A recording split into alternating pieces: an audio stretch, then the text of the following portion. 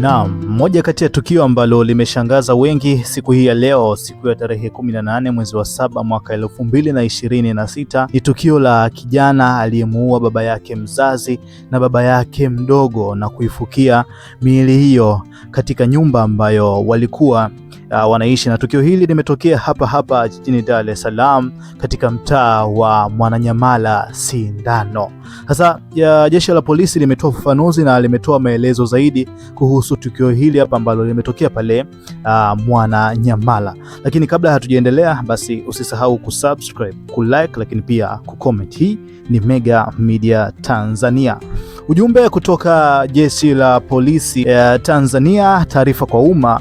Polisi kanda maalumu inamshikilia Hossam Hamza maarufu kama Maopena kwa tuhuma za kumuua baba yake mzazi na baba yake mdogo. Jeshi la polisi kanda maalumu ya Dar es Salaam linaendelea kupata ushirikiano mkubwa kutoka kwa wananchi na wadau wengine wa usalama katika kutekeleza majukumu yake ya msingi ya kuzuia vitendo vya kihalifu kwenye maeneo mbalimbali ya jiji. Hali ya usalama kwa ujumla ni nzuri na wananchi wanaendelea na shughuli zao za kila siku. Kutokana na ushirikiano huo, vyombo vingine vya ulinzi na usalama huko Makongo jijini Dar es Salaam tarehe 17 Julai 2026 majira ya saa 9 alasiri alikamatwa Hossam Hamza maarufu kama Maopena, mkazi wa mtaa wa Sindano Mwananyamala, Dar es Salaam, akiwa na kisu kilichokuwa kimechafukwa damu na mavazi yake nayo yakiwa yamechafuka damu na kufikishwa kituo cha polisi kwa uchunguzi zaidi.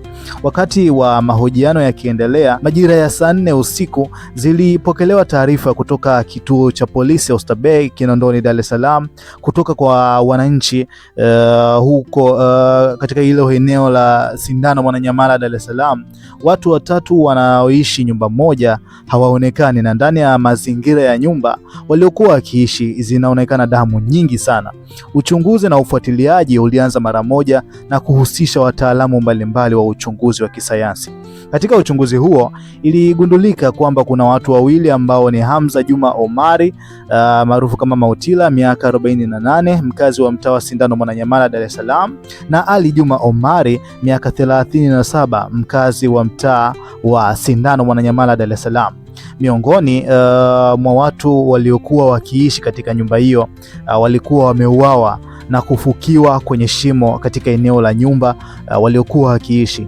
Uchunguzi wa kina wa awali ulibaini mtu aliyefanya tukio hilo la mauaji na kuwafukia ni Hossam Hamza Juma, ambaye ni mtoto wa marehemu Hamza Juma Omari Mautila.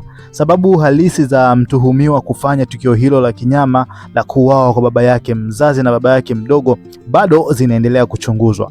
Jeshi la polisi linaendelea kuwashukuru wananchi na mamlaka zingine za kisheria na za kiuchunguzi wa kisayansi kwa ushirikiano wao na utoaji wa taarifa zenye mafanikio zinazoendelea kuwezesha uchunguzi wa tukio hilo. Taarifa hii imetolewa na Kaimu Kamanda Polisi Kanda Maalumu ya Dar es Salaam. Huo ndio ujumbe ambao wameuandika polisi ya siku hii leo. So huko Sindano Mwananyamala jijini Dar es Salaam ndio tukio ambalo linaendelea muda huu hapa. By the way, tayari mtuhumiwa amekwisha kamatwa na kupelekwa kituo cha polisi kwa sababu uchunguzi wa awali tayari umekwisha kamilika. Lakini haya ni matukio ya kinyama, matukio ya mauaji, kijana ambaye amemuua baba yake mzazi wa kumzaa, lakini pia na baba yake mdogo huko ya Mwananyamala, na miili hiyo ili kufuta na kuzuia ushahidi usijulikane, aliamua kuwafukia katika eneo la nyumba waliokuwa wakiishi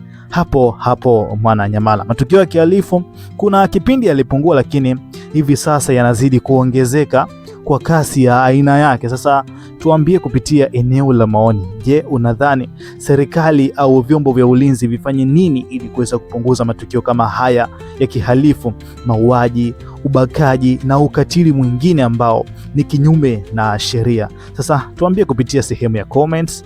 Je, una maoni gani kuhusu hilo? Na vipi huko kwenu, mitaa iko salama?